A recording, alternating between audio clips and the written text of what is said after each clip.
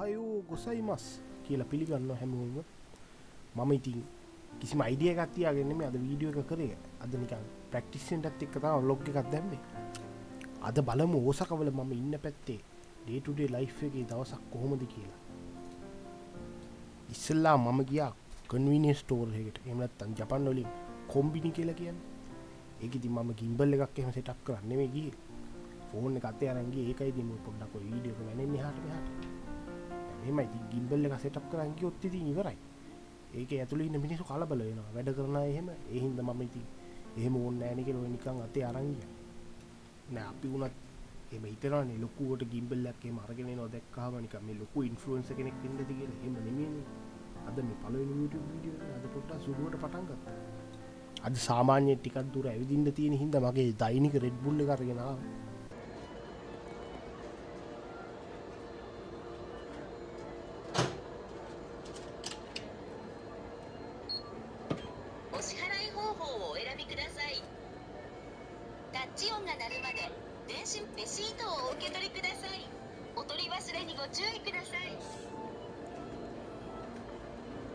මගේ නම දුලීන. මේක තමයි මගේ පළවෙනි YouTube වීඩියෝ එක. මගේ මේ පොඩි වැඩක් කරන්න මම යනවා සිටි ඔෆිස් එකට. ඔයාලන්ට පේන ඇති අද වැඩි සබ්දයක් නැහැ, වැඩි අද කට්ටිය වැඩ නැහැ. මේක තමයි අපි ඉන්න හරිය. මේ ළඟම ට්‍රේන් ලයින් එකක් තියෙනවා. මේක ගෙලින්ම යන්නේ ඕසකවලට. ඕසක සිටි එක නැද්ද? ලොකු සිටි එකක් තියෙනවා නම්බ කියලා. ඒ තමයි හැමදාම අපි ඉස්කෝලේ යන්නේ, වැඩට යන්නේ මේ ට්‍රේන් ලයින් එකේ තමයි.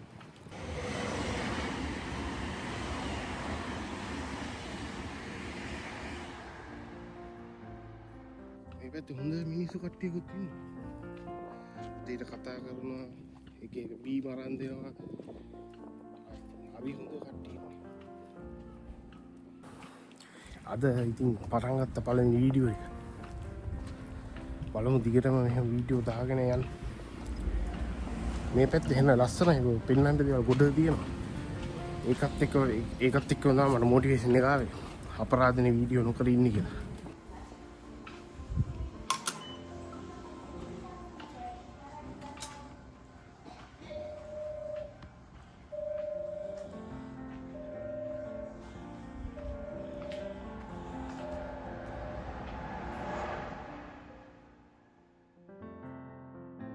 සාමාන්‍යයෙන් නම් ජපානට එන ඕනම ස්ටුඩන්ට් කෙනෙක් ට්‍රේන් එකේ තමයි ස්කූල් එකට යන්නේ, වැඩට යන්නේ.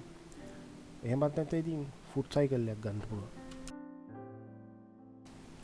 ඔයගොල්ලෝ කැමති නම් කමෙන්ට් එකක් දාන්න. ඊළඟ පාර ට්‍රේන්ස් ගැනම ફોකස් කරලා වීඩියෝ එකක් කරන්න පුළුවන්. ටිකට් ගන්නෙ කොහොමද, පේ කරන්නේ කොහොමද, පේ කරන විදි මොනවද?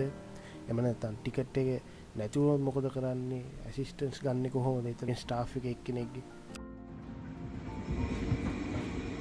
扉が閉まります。ご注意ください。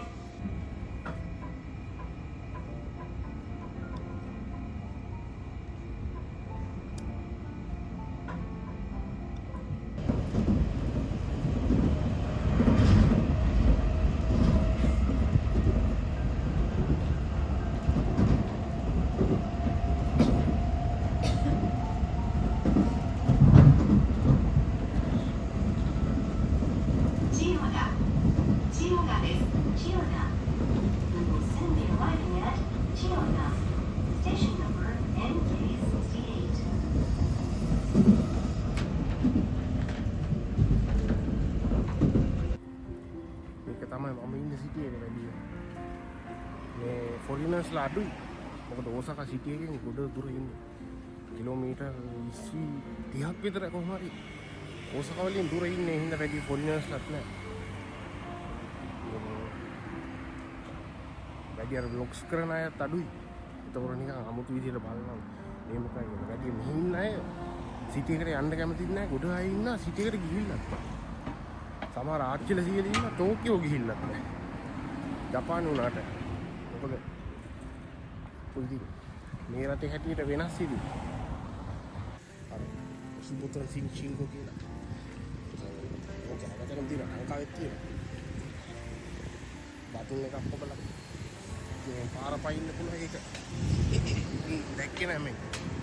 ගිම්බල් එකේ සෙටින්ග්ස් හදලා හිටියේ. දැන් 100 කෙනෙක් ඇවිල්ලා ඒක මට පෙන්නලා දෙන්නේ. මේ පයින්වාද කියලා ඔවු ඊට පස්සේ අරක පෙන්නල් දෙලගේ හරි හොඳ කට්ටිය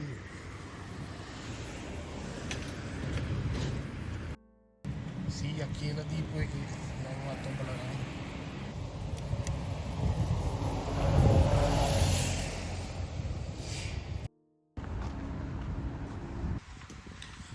මුළු ජපානෙම තියෙනවා කන්වීනියන්ස් ස්ටෝර්ස් කියලා. ජපාන් වලින් ලේසියට කියන්නේ කොම්බිනි කියලා.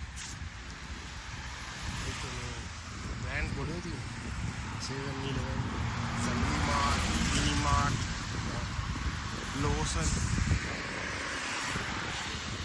දැන් මං ගියේ එක 7-Eleven එක මෙතන. ඊට ටික දුරක් නේ අතල හරිය තියෙනවා Lawson එක. Family Mart වල සාමාන්‍යයෙන් බඩු එක ගණන් වැඩි. ගෙන් 10කින් 20කින් විතර. මොකද ෆැමිලි මාර්ට් එකේ හදිස්සියකට ලේසියකට මේ ඉක්මනටම ගන්න පුළුවන් ඕන දෙයක් තියෙනවා. හැබැයි සුපර් මාකට් එක ගණන් අඩුයි. ට්‍රිප් එකක් එහෙම වුණත් යද්දි එනම් වටිනවා මේ කන්වීනියන්ස් ස්ටෝර්ස්. චාර්ජර්ද ෆෝන් චාර්ජර් සේරම තියෙනවා. ටයිප් C ද ලයිට්නින් ද ඒවත් තියෙනවා. එතනilla කෑම තියෙනවා රාමෙන් හිතන හදාගෙන කන්න පුළුවන් කප් නූඩල්ස්. ඒගොල්ලෝ උණු වතුර දීලා තියෙනවා. ඕන දෙයක් තියෙනවා ඉතින්. වැඩේ තියෙන අර මේ කන්වීනියන්ස් එකට එච්චර ලේසි පහසු හින්දා මේ ගාන වැඩි ටිකක්. යෙන් 10කින් විතර ලොකු වෙනසක් නැහැ ඉතින්. මම දැන් මේ බැලුවේ කොහෙද යන්නේ කියලා. යන්න අදහසක් නැතුව අද නිකන් එළියට ආවේ ෆ්‍රිජ් ඔෆිස් එකනේ හින්දා. කොහොම ඊයේ වෙලෙත් ඉවර හින්දා දැන් යන්න තැනක් තමයි නැත්තේ. පොඩිම ප්‍රයෝජනය ගන්න මේ ට්‍රක්ස් එහෙම නේ. ට්‍රක්ස් වල යනවා ගොඩ දුර යනවා කිලෝමීටර් තමන් යනවා දවස් දෙකක් ඇතුළත කිලෝමීටර් 1000 2000. ඒගොල්ලන්ට ඉතින් වටිනවා. වොෂ්රූම්ස් තියෙනවා. කැම බීම තියෙනවා. නාන්න තැන් වෙනම තියෙන ඒවා. මේකේ නාන්න නෑ. ජපානයේ ලෝකෙ නාන්න යන්නේ.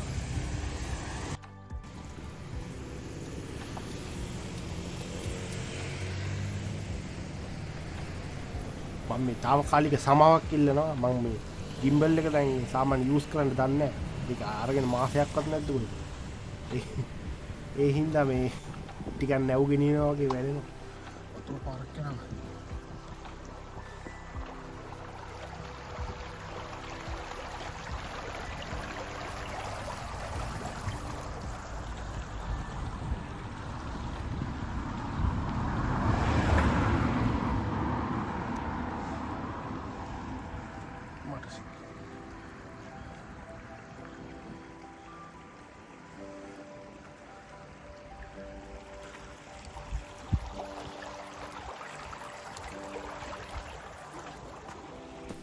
හැමෝම දන්නේ නැති මෙතන තියෙන්නේ මේ ජිතෝ හන් බයිකි කියලා. ඒ කියන්නේ වෙන්ඩින් මැෂින්. ඒකට ඉස්සෙල්ලාම නම් ආවේ කාසි දාලා බීම ගන්න. දැන් නම් ඉතින් ඉලෙක්ට්‍රික් කොට ඉලෙක්ට්‍රික් කියන්නේ ඉලෙක්ට්‍රික් මනි ක්‍රෙඩිට් කාඩ් ගහන්න පුළුවන්, ට්‍රේන් කාඩ් එකෙන් ගන්න පුළුවන්. ගන්න ක්‍රම ගොඩ තියෙනවා. මම නම් ඔතනදි ගත්තේ නැහැ. මොකද දැන් මේ බීම දෙක තුනක් බීලා ඉන්නේ. නියම කතාවක් තියෙනවා. දැන් ඔය වෙන්ඩින් මැෂින් ජපානයේ ඉන්න මිනිස්සු 33 දෙනෙක්ට එකක් තියෙනවා. ඒ තරම් හෙන්න ගොඩ තියෙනවා වෙන්ඩින් මැෂින් ජපානයේ පුරාට.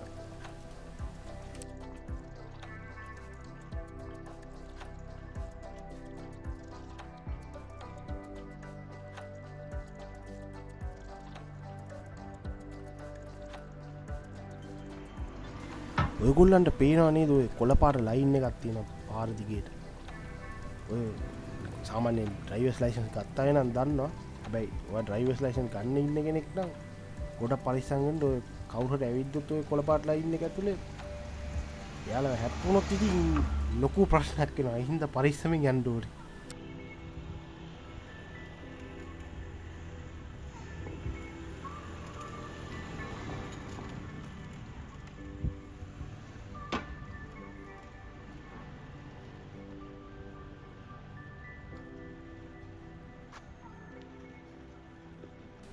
අද හැබැයි ටිකක් ඇවිදන් යනකොට තමා තේරුණේ සිනමැටික් වීඩියෝස් ගොඩ ගන්න පුළුවන් chance එක තිබ්බා කියලා.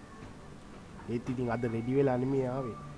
ලෙන්ස් එක කනෙක්ට් කරන්න ඕනේ, SSD එකක් ගහන්න ඕනේ, gimbal එක කැලිබ්‍රේට් කරන්න ඕනේ. ඒ වැඩ කොටයි. ඊට පස්සේ gimbal එක බර වෙනවා කිලෝ 2ක් විතර. ඉතින් රෙඩි වෙලා නෙමෙයි ආවේ. තව ඔයගොල්ලෝ දකින්න ඇති ඔය තැන් දෙකම තුනකම මම මේ පේ කරා මගේ පර්ස් එකේ. ඒ තමයි මේ ඉකෝකා කියලා කාඩ් එකක් තියෙනවා. මම මේක පස්සේ පෙන්නන්න. ජපන් වලින් නම් අර ඉකෝකා කියන්නේ අපි යමුද කියලා. ඒක මේ ඕක තමයි ඕසාකා වල වැඩිම පාවිච්චි කරන කාඩ් එක. ඕකෙන් බඩු ගන්න පුළුවන් ගොඩ ඉතින් පාවිච්චි වෙන්නේ නම් ට්‍රාන්ස්පෝර්ට් වල තමයි බස් එකටයි ට්‍රේන් එකටයි.